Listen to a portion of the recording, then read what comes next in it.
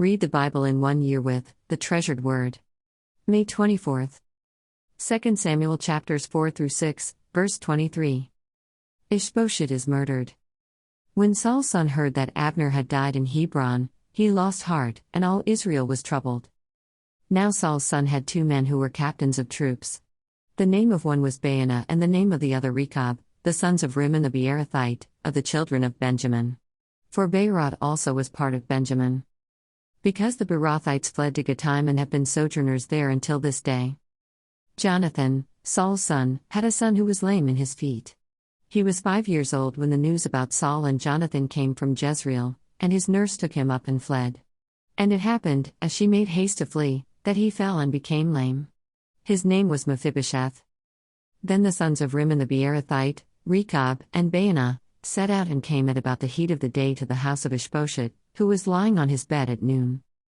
And they came there, all the way into the house, as though to get wheat, and they stabbed him in the stomach. Then Rechab and Baanah his brother escaped. For when they came into the house, he was lying on his bed in his bedroom. Then they struck him and killed him, beheaded him and took his head, and were all night escaping through the plain.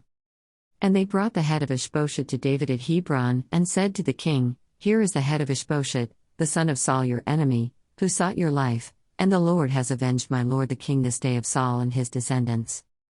But David answered Rechab and Baanah his brother, the sons of Rimmon the Beerothite, and said to them, As the Lord lives, who has redeemed my life from all adversity.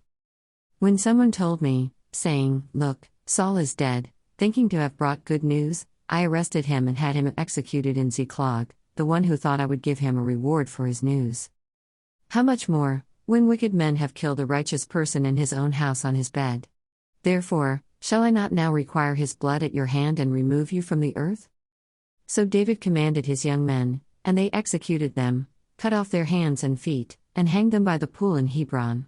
But they took the head of Ishbosheth and buried it in the tomb of Abner in Hebron. David reigns over all Israel. Then all the tribes of Israel came to David at Hebron and spoke, saying, Indeed we are your bone and your flesh. Also, in time past, when Saul was king over us, you were the one who led Israel out and brought them in, and the Lord said to you, You shall shepherd my people Israel, and be ruler over Israel. Therefore all the elders of Israel came to the king at Hebron, and King David made a covenant with them at Hebron before the Lord, and they anointed David king over Israel. David was 30 years old when he began to reign, and he reigned 40 years. In Hebron he reigned over Judah 7 years and 6 months, and in Jerusalem he reigned 33 years over all Israel and Judah. The conquest of Jerusalem.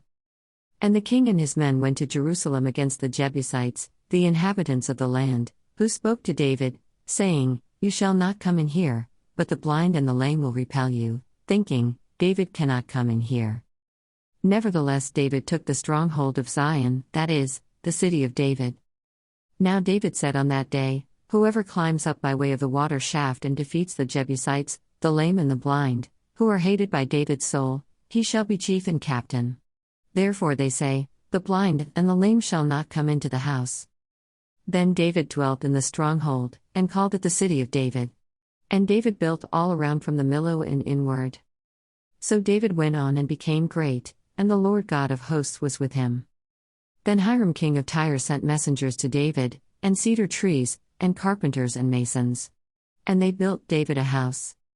So David knew that the Lord had established him as king over Israel, and that he had exalted his kingdom for the sake of his people Israel. And David took more concubines and wives from Jerusalem, after he had come from Hebron.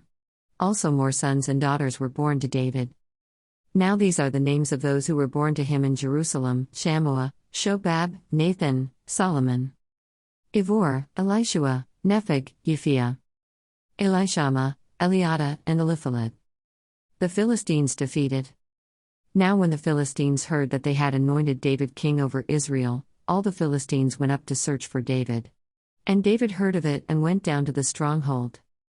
The Philistines also went and deployed themselves in the valley of Rephaim. So David inquired of the Lord, saying, Shall I go up against the Philistines? Will you deliver them into my hand? And the Lord said to David, Go up, for I will doubtless deliver the Philistines into your hand. So David went to Baal Perazim, and David defeated them there, and he said, "The Lord has broken through my enemies before me, like a breakthrough of water." Therefore he called the name of that place Baal Perazim. And they left their images there, and David and his men carried them away. Then the Philistines went up once again and deployed themselves in the valley of Rephaim.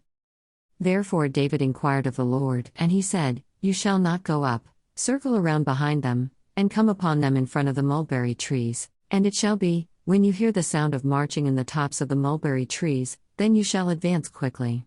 For then the Lord will go out before you to strike the camp of the Philistines."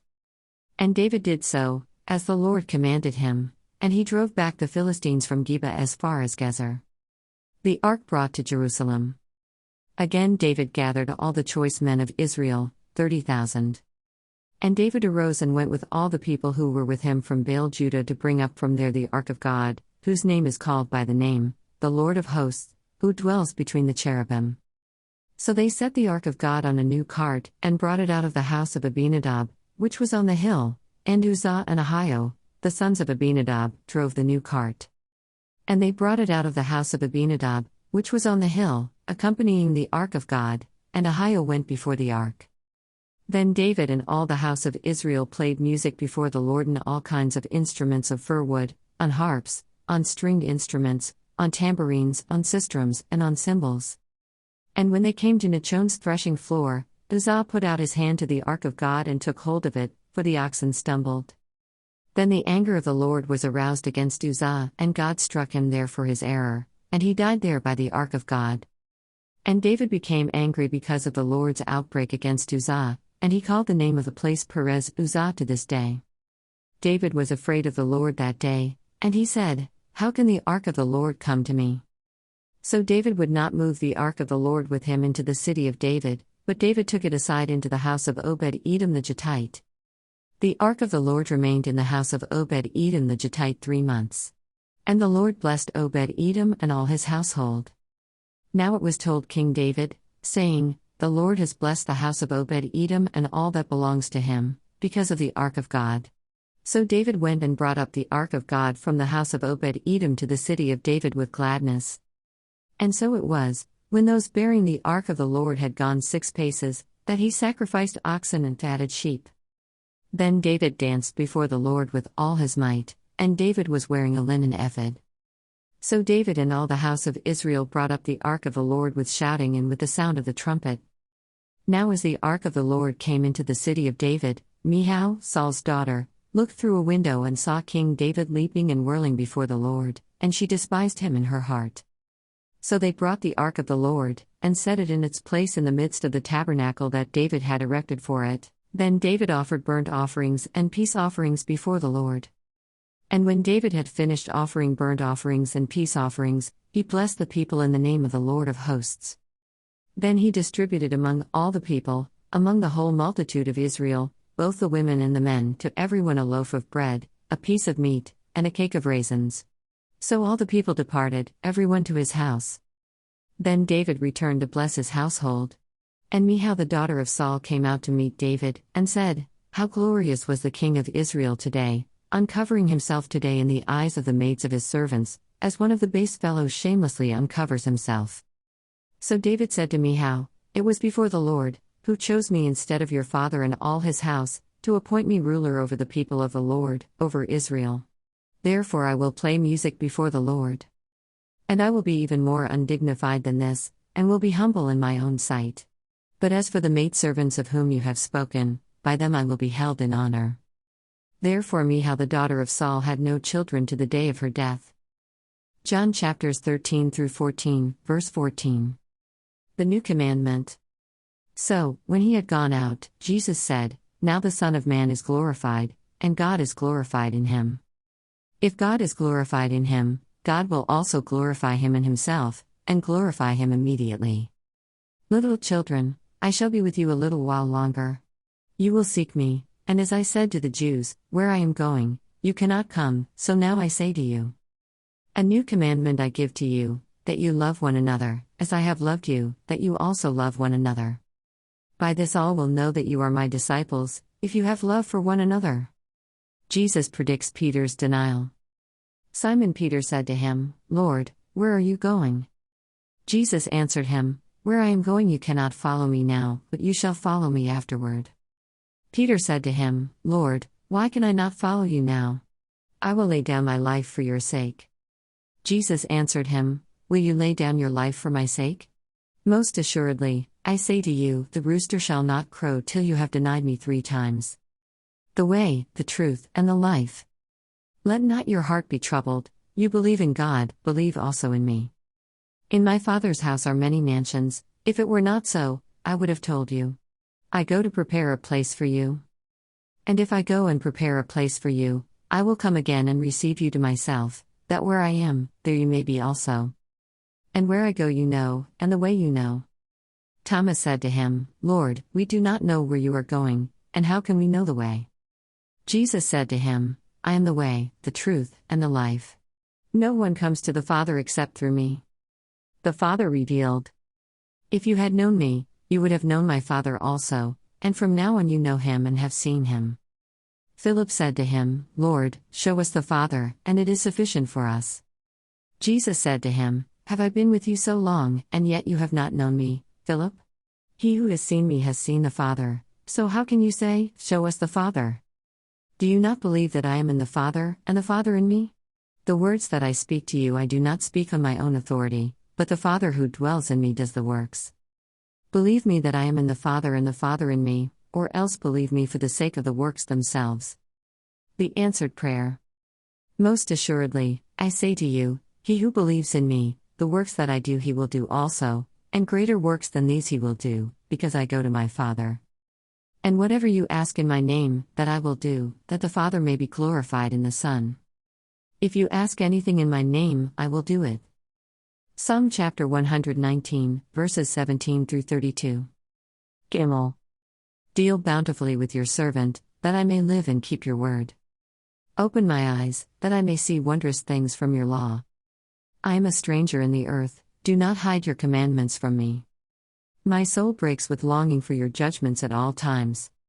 You rebuke the proud, the cursed, who stray from your commandments. Remove from me reproach and contempt, for I have kept your testimonies.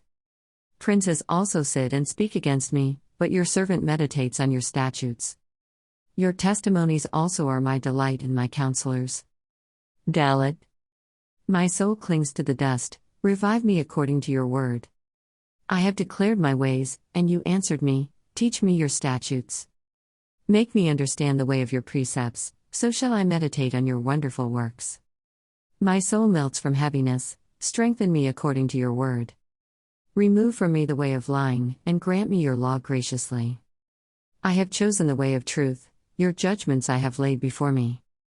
I cling to your testimonies, O Lord, do not put me to shame. I will run the course of your commandments, for you shall enlarge my heart. Proverbs chapter 15, verses 31 and 32. The ear that hears the rebukes of life will abide among the wise. He who disdains instruction despises his own soul, but he who heeds rebuke gets understanding. Thanks for reading along with The Treasured Word. See you tomorrow.